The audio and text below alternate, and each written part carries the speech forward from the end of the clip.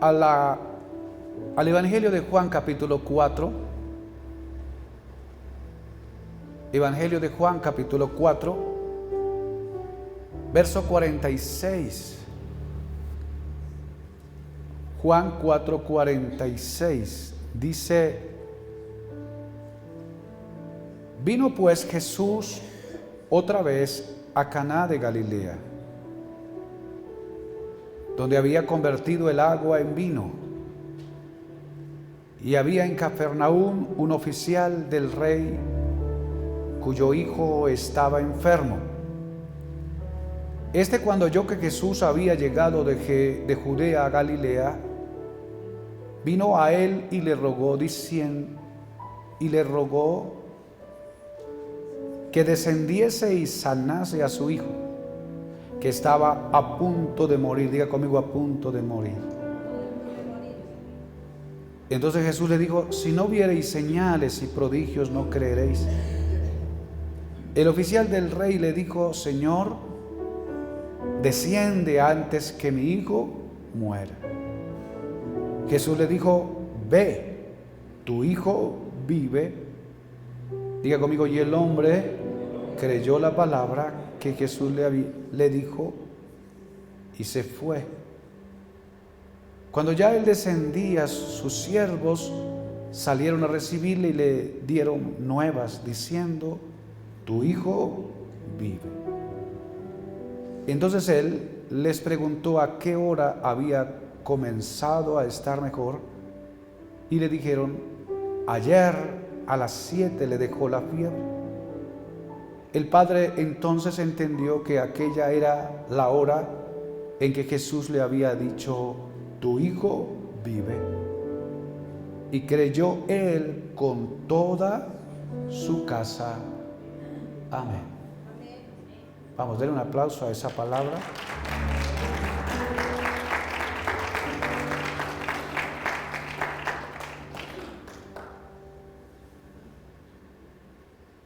Hemos hablado en varias ocasiones también de este texto, pero creo que en esta mañana alguien puede estar pasando una realidad un tanto parecida a este oficial, porque la situación que está lidiando es una de las situaciones complejas o muy complejas dentro de lo que le pueda pasar a uno, porque a veces uno lidia con las enfermedades de uno y quizás la fuerza que uno tiene, uno sufre su dolor, pero este dolor lo lleva uno.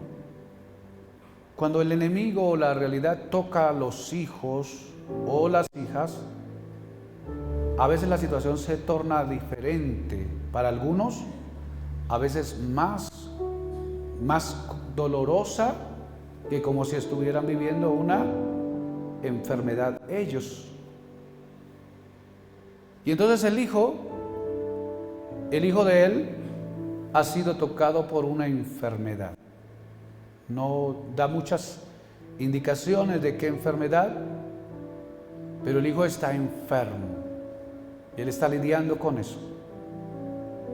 El hombre es un hombre que ha desarrollado su vida profesional y es una persona importante porque era uno de los oficiales del rey. Entonces quiere decir que él avanzó en su ambiente de vida profesional y logró escalar en su posición. Ahora el problema de él no es financiero, el problema de él no es laboral. Él tiene trabajo, él tiene profesión y seguro, como la mayoría de aquellos que servían en esa función, era una persona considerable de recursos. Había logrado escalar, pero como las realidades son varias, la realidad vino a su casa. En su casa la cosa no está bien. En su casa la circunstancia no está bien. Hay trabajo, hay dinero, para él hay salud, pero en su casa las cosas no están bien. porque su hijo ha sido tocado por una enfermedad. Y ahora a él le ha tocado lidiar con él. Su esposa, quizás las demás integrantes de la familia, no dice cuánto, pero seguramente no están pasando bien. Y la enfermedad del niño o del joven parece que se agravó porque según el diagnóstico dice que él estaba a punto de morir. Y cuando estamos a punto de morir estamos ya en algún sentido a veces desahuciados, por así decirlo, o la enfermedad es tan grave que uno ha interpretado que ya no hay salida, que ya no hay respuesta, que ya no hay oportunidad. Y ha llegado ahí, ha llegado a ese estado. Está en esa condición, su hijo está muriendo casi. Su ambiente ha llegado al punto máximo de crisis o de dificultad con respecto a eso. Y ahora se abre un panorama, y el panorama que se abre es que el diagnóstico es que su hijo posiblemente va a morir, va a fallecer, se va a clausurar, su corazón se va a parar, su oxígeno no va a fluir y se va a cerrar el ciclo de su hijo. Y ahora su hijo representa muchas cosas. Representa primero el fruto de sus entrañas. Su hijo representa la alegría del momento, porque ¿quién no se alegra con los hijos? Pero su hijo representa el futuro para este oficial. Es el futuro de él en sentido de trascender en las generaciones. Entonces está empeñado en ese momento, está empeñado para él el presente, está empeñado para él el sentir o el ambiente que se pueda experimentar, que es la tranquilidad y el gozo, y está empeñado para él el futuro, porque se quiere cerrar una puerta y el futuro está empeñado acá, y parece ser que la realidad quiere cerrar ese futuro a él, y entonces está lidiando con eso, está lidiando con eso. Diga conmigo, realidades que a veces se tornan extremas. Y es una realidad extrema, porque el diagnóstico es: su hijo está a punto de morir. Y cuando el Señor le dijo, si no ves señales, él dijo, Señor, desciende antes que mi hijo muera. Entonces, llevaban la muerte ahí en la cabeza, tenían el pensamiento de eso, porque la realidad estaba diciendo eso. Estaba diciendo eso. Entonces, para nuestra vida a veces, la muerte no solo significa el ciclo de cierre de una persona o de un ser querido, sino a veces de muchas otras cosas en nuestro ambiente de vida. Hay, por ejemplo, negocios que a veces uno les ha dedicado tiempo y les ha dedicado esfuerzo y a uno ha esperado en ellos, ha hecho una cosa y ha hecho otra cosa, y la venta no se da, el cliente no llega, no se da la circunstancia, la posibilidad, no hay la oportunidad. Y entonces uno de repente como emprendedor inicia un proyecto hacia allá, pero en ese campo de empresa y de negocio y de emprendimiento, la mayoría termina así, muriendo en lo que emprendió. Se inició algo, pero ese algo no tuvo la suficiente capacidad de resistencia, de aguante o de capacidad económica para sostenerlo hasta que pueda establecerse y luego dar los frutos. Y muchos negocios mueren. Y se cierra entonces, y entonces la persona dice, ¿qué pasó con el negocio? Se cerró. Se murió el negocio. Quebró el negocio. Hiciste inversión, ahora ya la inversión se perdió. Y entonces, ¿qué altera? Altera todo, altera mi vida, altera mi casa, altera mi presupuesto, altera mi finanza. De repente alguno quedó endeudada porque intentando no pudo, no fue capaz, y entonces se cierra. Esto con el sentido de ilustrar que la muerte no solo tiene que ver con la existencia de la vida nuestra. La muerte se da en varias facetas y en varios factores de nuestra vida. Y está ahí presente. Es como aquello que quiere acabar y no dejar continuar. Es aquello que viene para enfermar y desestabilizar y querer llevarlo a uno a eso, a ese precipicio de donde ya no existe lo que antes se tenía. Amén. Ahora, quizás de repente en esta mañana hay alguien que de repente necesitaba esta palabra porque el Señor colocó esa palabra en mi corazón y no me dejó mover de allí. Yo dije, Señor, pero ya hemos hablado varias veces de esta escritura, pero de repente alguien que tenía que oír esta palabra está aquí o oirá este video después de que lo podamos colocar en nuestras redes.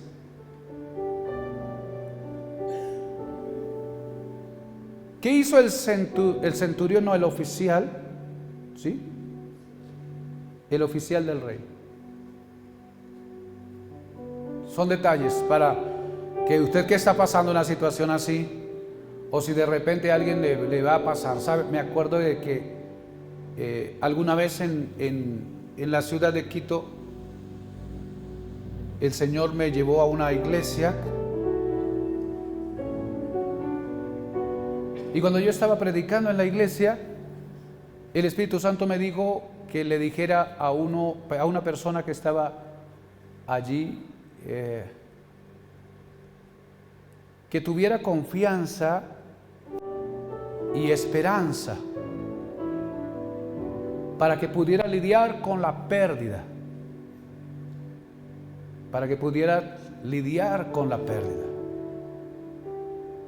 Que si estaba frustrado, desalentado o amargado, que Dios le iba a dar la fuerza para que pudiera lidiar con la pérdida. Y que si no estaba en pérdida en ese momento, entonces que estuviera preparado por si acaso en el camino iba a venir una pérdida. Y entonces me llevó hacia esa persona. Era un empresario de la iglesia, muy próspero, muy generoso para con el Señor. E iba en el cohete para arriba. Y entonces yo me acerqué y le pregunté a él que si estaba pasando por alguna situación así. Y me dijo, no, todo está despegando. Estoy bendecido, hiper bendecido. Y entonces entendí que a veces el Señor le da a uno a veces las palabras, quizás no para el momento que uno pueda estar viviendo, sino porque adelante puede haber una temporada así. Yo le dejé la palabra en su mesa y después salí yo pensando, dije, esa palabra como que yo no debí decirla, pero la sentí tan fuerte en el Espíritu Santo que la dije. Porque a veces cuando el Señor coloca en el corazón el fuego de decir algo, si uno no lo dice, uno puede pecar y ser inútil, porque cuando uno tiene el ministerio hay que decirlo, no para inventarse ni para quedar bien o mal con alguien, sino es cuando se siente el fuego del Espíritu. Y yo lo sentí y entonces me quedé así con la palabra. Más sin embargo parece que el Espíritu Santo guió la palabra en esa dirección. Y fue como específico con él, en el sentido. Era el mejor diezmador del proyecto. Es más, en el proyecto donde estaba, él aportaba el 40% del presupuesto de la iglesia. Un fiel. Un tremendo empresario. ¿Cuánto quieren esa unción? 40% del presupuesto de esta iglesia, ¿alguien lo puede diezmar? La unción de la productividad estaba. Y cuando yo me enteré de eso, yo pensaba para mis adentros, dije, es probable que yo quizás me haya equivocado. Y ahora yo empeñé una palabra del Señor. Yo dejé esa palabra en su corazón. Pero más sin embargo yo, gracias a Dios, no tomamos mucho el tema, yo tenía que terminar luego. Pasaron algunos meses o algunos años y entonces me encontré con la persona que dirige la congregación y pregunté por él cómo va la situación y dijo, vamos en una tensión muy alta porque resulta que nuestro principal diezmador de esta congregación ha tenido una temporada terrible. Empeñó toda su cartera con un solo cliente, que era una empresa nacional que tenía toda su cartera. Y la empresa quebró, se declaró en quiebra y ahora no le pueden pagar.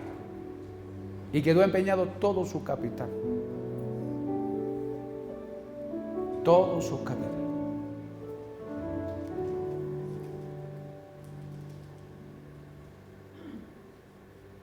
Y luego le tocó lidiar con la pérdida. Porque parece ser que en Dios, que uno va hacia arriba, que uno va de gloria en gloria, habrá momentos quizás en el camino que Dios permita eso. Por una imprudencia de uno, un error de uno, una mala inversión de uno, una confianza de uno, o porque simplemente esa situación está en el viaje que uno está transitando, como la vereda por donde hay que cruzar, y está ahí. Y el Señor pudiera quitarle a uno eso, pero el Señor dice, no, vamos a pasar por acá y vamos a pasar juntos. Amén. Vamos a pasar juntos, porque ya te conozco en el valle, ya te conozco en la colina. Ahora te quiero conocer en el valle de sombra de muerte. Pero entonces el Dios que va con nosotros en la victoria, el Dios que va con nosotros en la calma, también va con nosotros en la tormenta. ¿Cuántos dicen amén? También va con nosotros por el desierto. También va con nosotros por los ríos, por las aguas.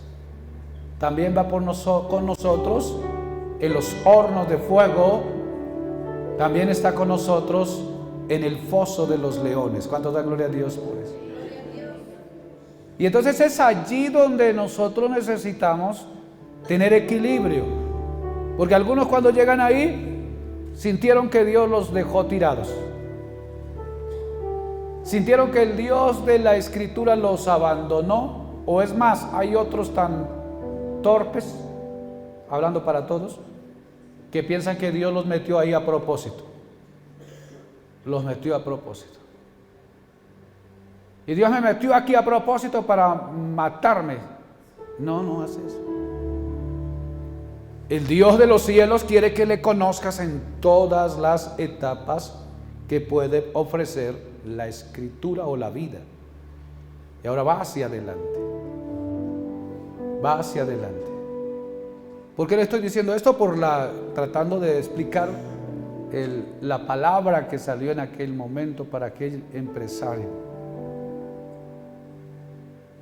El hecho es que cuando llega esa circunstancia que es difícil, ahora nosotros vamos a tener que lidiar con ella. Y ahora, ¿qué hizo este oficial? Que es lo que necesitamos. Porque él está viviendo una crisis. Él está viviendo una circunstancia extrema, está empeñado su presente sentimental, afectivo, familiar, y está empeñándose su futuro, porque se quiere cerrar algo que no se debía cerrar, porque es el amor de él, la ilusión de él y el futuro de su posteridad. Y está ahí amenazado. ¿Qué hizo? ¿Cuáles fueron los pasos que dio? Diga conmigo, oyó hablar de Jesús. Oyó hablar de Jesús. Oyó hablar del Señor. Y pasa que en la particularidad, Jesús había estado en Caná de Galilea y ahí había hecho un milagro, había convertido el agua en vino y había quedado el referente. Toda la gente de Caná contó lo que pasó y entonces quedó el referente, quedó un historial, quedó un testimonio en la ciudad. Se fue para otro lugar y dice que después de tanto tiempo, no se dice cuánto, él volvió otra vez. Se había ido, pero volvió otra vez. Y ahora el oficial sabe que Jesús está cerca de donde él está. Supo la información. Diga conmigo, abrió sus oídos para oír de Jesús. Lo segundo que hizo él es que no se quedó ahí. Fue a buscar a Jesús. Diga conmigo, fue a buscar a Jesús. Se fue a buscarlo. Y se fue a buscarlo más o menos en una distancia de donde él vivía hasta donde Jesús estaba, probablemente de 30-35 kilómetros de distancia. Y entonces se fue, se movió. Lo que quiere decir acá es que Jesús no vino para socorrerlo ahí. No vino para atenderlo ahí donde él estaba. Él le tocó movilizarse, le tocó ejercitarse, él le tocó accionarse, él le tocó caminar, probablemente un día o más de camino. Y entonces él se mueve, él se acciona, él no se queda. Y entonces, aunque Jesús está hoy presente en todo lugar y en nuestra vida, a veces espera que para que venga el milagro sobre nuestra vida, nosotros activemos el buscar. Diga conmigo, buscar. Buscar. ¿Cómo lo buscamos hoy? Hoy no lo buscamos en un ambiente geográfico porque no está presente en un ambiente geográfico. Está en el corazón. ¿Cuántos dicen amén? Amén. Y la manera de búsqueda primaria es orando. ¿A cuántos les gusta orar? Amén. Oración, ayuno, vigilia, intercesión, cultos, así como hoy, un día atípico para nosotros, pero yo felicito a usted porque usted vino. Y sé que no vino por el pastor, vino por Jesús. ¿Cuántos dicen amén? Vino a buscar al Señor en el culto, en la adoración, en la oración, en el clamor, en el servicio, en el estar, en la devoción con la palabra. Hacemos el ejercicio de buscarlo.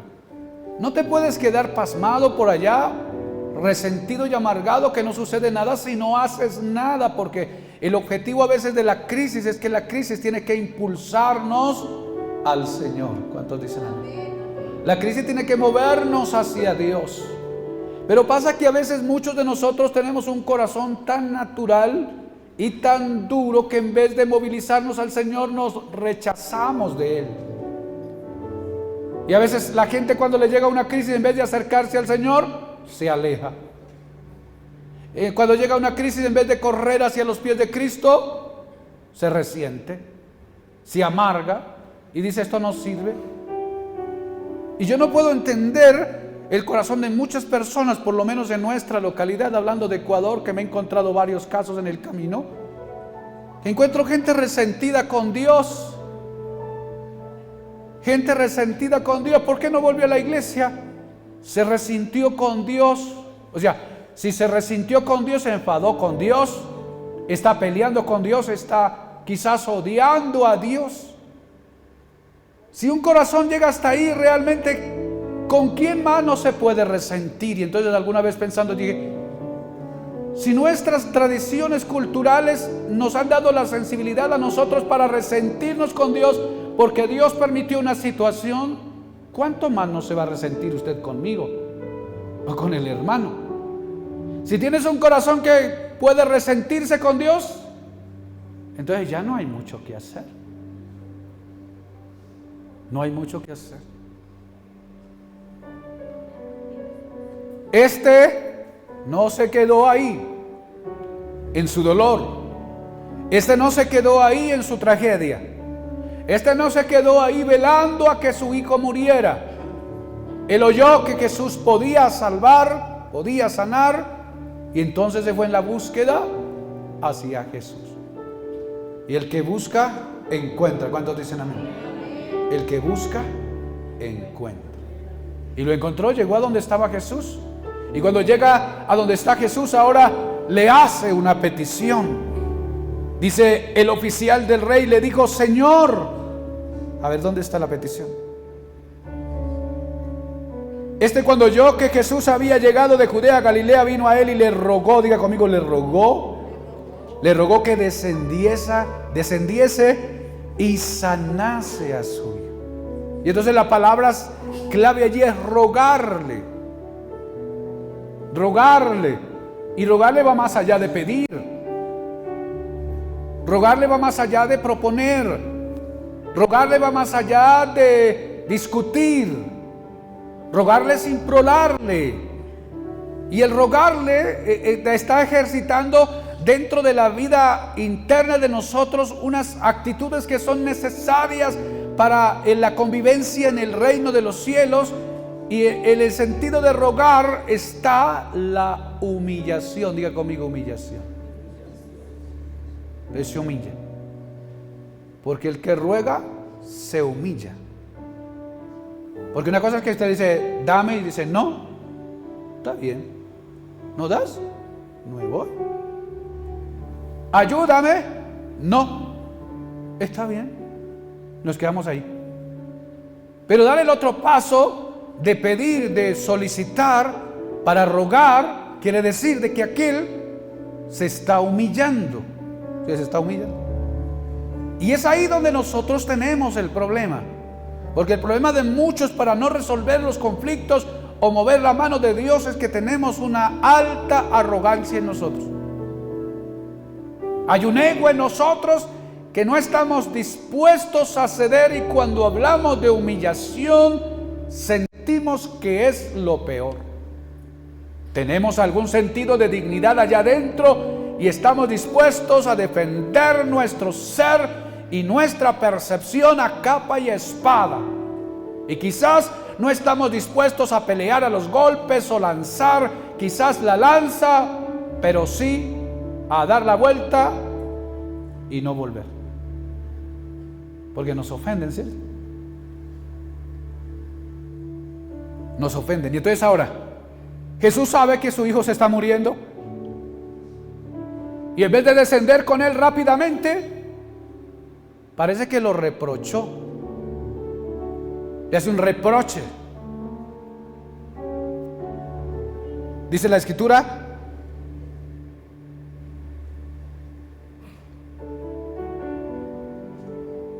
y él le rogó que descendiese y sanase a su hijo que estaba a punto de morir. Diga conmigo, a punto de morir. Entonces Jesús, mire lo que le dijo. O sea, Jesús ni siquiera sacó el pañuelo para que limpiara las lágrimas de él. Le hubiera abrazado y le dicho, hijo mío, aquí estoy para ayudarte. Le hace una pregunta o le sugiere una cosa que parece que no está como en la lógica del momento. Entonces Jesús le dijo, si no viereis señales y prodigios, ¿no creeréis? Si no vieres señales y prodigios, ¿no creeréis? Le cambió el tema, diga conmigo, le cambió el tema. Le cambió el tema, ¿por qué? ¿Qué buscaba Jesús? Jesús estaba buscando que el hombre completara lo que ya había comenzado, que era la buena actitud de él. Jesús está retándolo para que lo que ya comenzó en él se consolide, se pueda llegar al punto de donde debe estar el ambiente estable para que la vida comience a funcionar y se habilite lo que Dios tiene para nosotros. Si no vieres, no creeréis. El oficial del rey le dijo, Señor, míralo ahí, está rogando, Señor, desciende antes que mi hijo muera. Diga conmigo, había una urgencia en él. Estaba urgido. Pero el cuadro del oficial seguramente es que yo voy a llevar a Jesús. Jesús va a venir a la casa de mi hijo.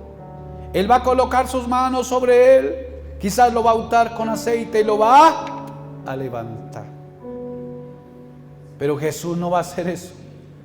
Entonces le quiero decir a alguien en esta hora de la enseñanza, es que a veces Jesús no operará de acuerdo a lo que usted y yo pensamos que debe operar. Él tendrá otra manera. Quizás te has configurado de una forma en la cual piensas que debe actuar el Señor. Y entonces Él debe actuar así y así porque es la lógica que como por lo menos entendemos. Pero Él es soberano. ¿Cuántos dicen? Y Él hará conforme lo que a Él le parece, porque lo que a Él le parece es lo mejor para nosotros. ¿Cuántos dicen? Es lo mejor para nosotros. Es lo mejor para ti. De repente estás esperando que el Señor haga esto, se mueva así, se mueva acá, haga aquí, haga acá, no aparece por aquí, no aparece por allá. Entonces, olvídate del formato que tienes en tu mente de cómo el Señor va a operar. Él es soberano. ¿Cuántos dicen amén? Él es soberano. El salmista dijo, levanté mi mirada a los montes. Alcé mi mirada a los montes. Hizo la pregunta, ¿de dónde vendrá mi socorro? Y él miraba para todo lado. ¿De dónde vendrá ese? Y entonces mi socorro no viene de cualquier lado. Mi socorro viene de Jehová de los ejércitos. ¿Cómo? Como Él quiere, porque como Él quiere es lo mejor. Diga conmigo, es lo mejor. Y entonces luego dice la palabra, el oficial del rey le dijo, Señor, desciende antes que mi hijo muera. Y el verso 50 le dijo Jesús le dijo, ve. Es la palabra, ve. Es la palabra que le da, ve. Es solamente la palabra, porque es una palabra de orden, ve. En pocas palabras le está diciendo, vete. En pocas palabras le está diciendo, váyase. En pocas palabras le está diciendo, vuelve a tu casa. En pocas palabras le está diciendo, muévete, ve. Es la palabra de orden. Y luego le da la razón. Ve, dice la escritura, porque tu hijo vive. Tu hijo vive. Solo eso. No le dijo más. No le ungió aceite para que le echara en la cabeza. No, le dijo eso. Ve, tu hijo vive. Tu hijo vive. ¿Qué hizo el oficial? Ve, tu hijo vive. Y el hombre creyó. Diga conmigo, el hombre creyó. Vamos, dígalo fuerte. El hombre creyó la palabra que Jesús le dio. Creer. Creyó la palabra que Jesús le dijo y se fue. Diga conmigo, se fue. Venía temeroso, venía medroso, venía asustado, venía depresivo, venía angustiado y ahora se fue creyente. ¿Cuántos dicen amén? Se fue creyente.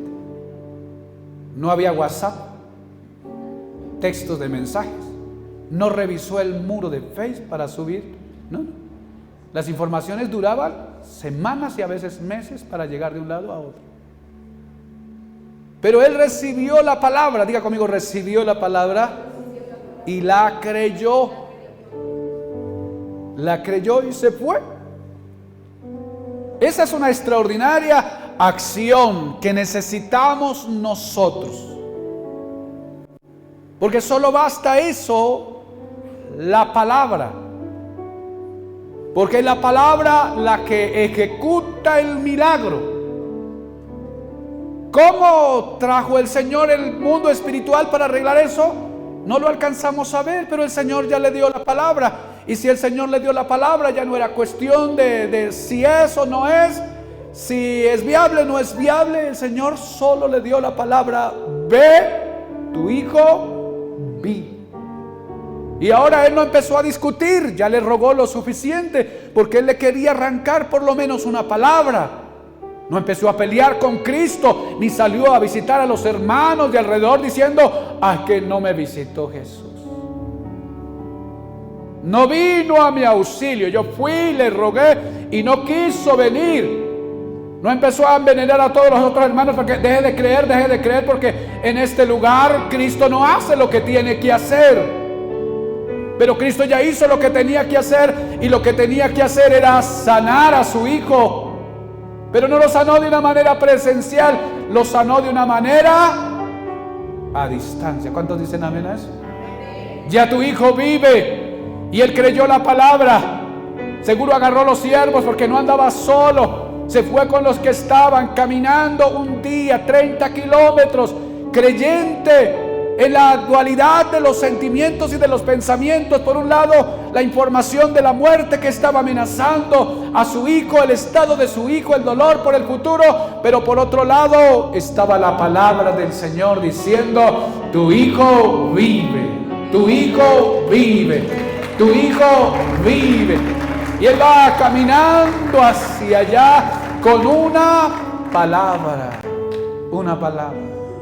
Y entonces se va acercando a su realidad. Diga conmigo: a su realidad.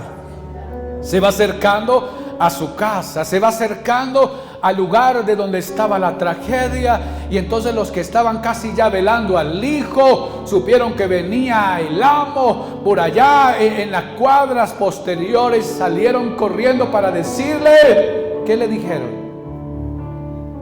¿Qué le dijeron los siervos?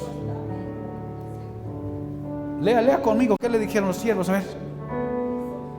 Y cuando ya él descendía, sus siervos salieron a recibirle y le dieron nuevas. Diga conmigo: le dieron nuevas. ¿Cuántos están esperando buenas noticias? ¿Cuántos les hace falta unas buenas noticias para este día? ¿Quién necesita buenas noticias para este fin de semana? Y le dieron nuevas diciendo, ¿qué le dijeron? Tu hijo vive. La misma palabra que Jesús le dijo. Tu hijo vive. Es una palabra de ellos. Tu hijo vive. Pero ya aquí no era la palabra de poder y autoridad, era la palabra del testimonio. ¿Cuántos dan gloria a Dios? Ellos vieron que su hijo se recuperó. Tu hijo vive. Entonces él les preguntó a qué hora había comenzado a estar mejor. Y ellos le dijeron: ayer, como a las 7, le dejó la fiebre. Ayer. Era un día. Un día había pasado. Un día había pasado. Ayer a las 7 le dejó la fiebre. El padre entonces entendió. Diga conmigo: entendió. Vamos, dígalo fuerte. Entendió que aquella era la hora en que Jesús le había dicho. ¿Qué le había dicho? Tu hijo vive. Tu hijo vive. ¿Y qué hizo? Y creyó él con toda su casa. Milagro de salvación. ¿Cuántos dicen amén? Un milagro de salvación. Milagro de liberación. Ahora no solamente restauró su salud al niño, sino que ahora su fe es sana. Ahora cree en Jesús y con él toda su casa. Ese fue el mejor milagro. Y lo hizo a distancia. 3 veces se mencionó: tu hijo vive. Diga conmigo: tu hijo vive. Tu hijo vive. Tu hijo vive. ¿Por qué 3 veces? Porque cuando hay la repetición de una información como básico 3 veces, la mente tiene la capacidad de registrar con mayor facilidad y la posibilidad de que quede marcada la información en nuestro cerebro. Colóquese de pie.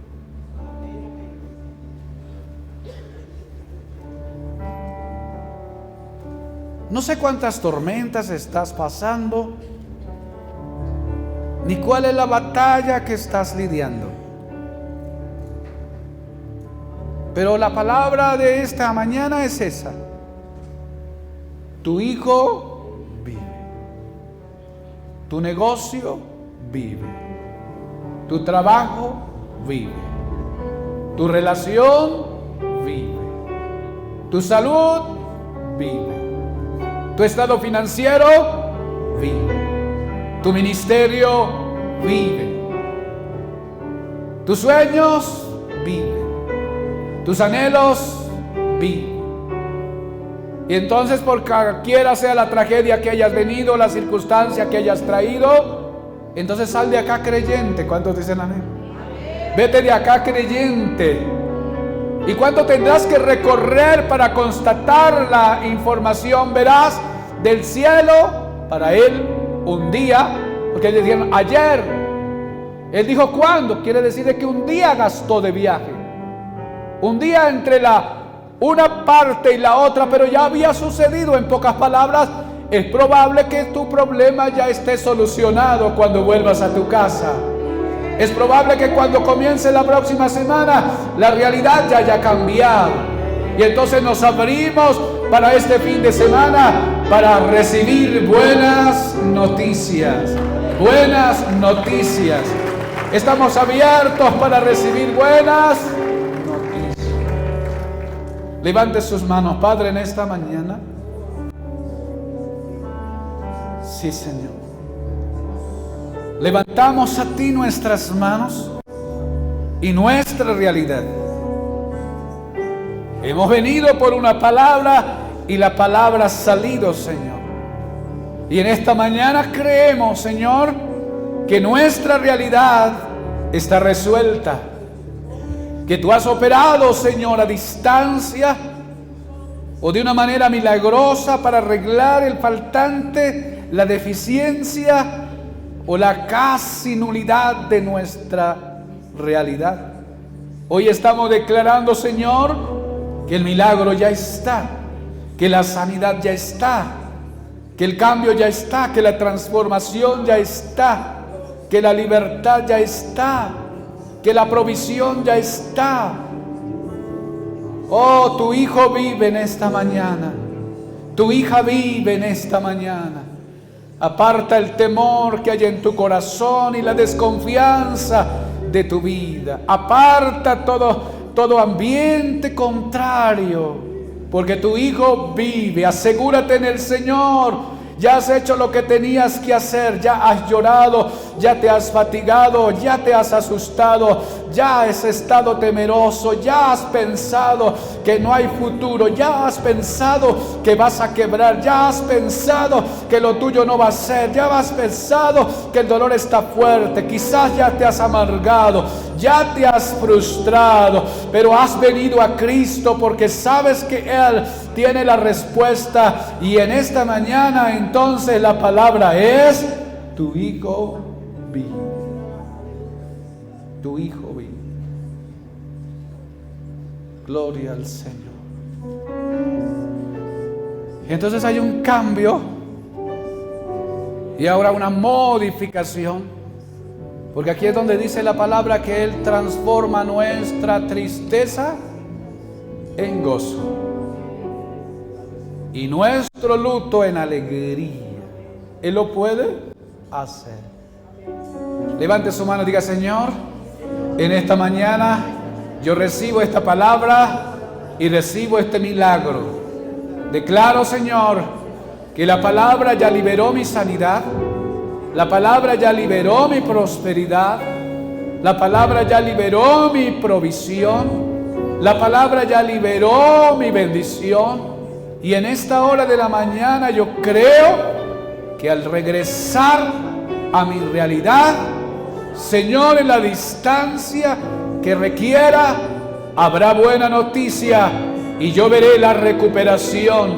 Y aquello que estaba afectando mi realidad, aquello que estaba trayendo la fiebre sobre mi circunstancia, ya no tiene autoridad, y entonces la salud se recuperará y la vida ya no estará amenazada, la continuidad ya no estará amenazada, porque hay una palabra que nos asegura, porque nuestro Dios es veraz, porque nuestro Dios es veraz, Él no miente, no es hijo de hombre, ni se arrepiente.